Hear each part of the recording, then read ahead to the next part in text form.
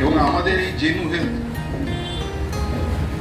1917 সালের আইআইটি দুজন প্রাক্তন ছাত্র আমাদের যিনি দুজন ফাউন্ডার আছেন, একজন হলো গিরিশ সাহরা, আরেকজন হল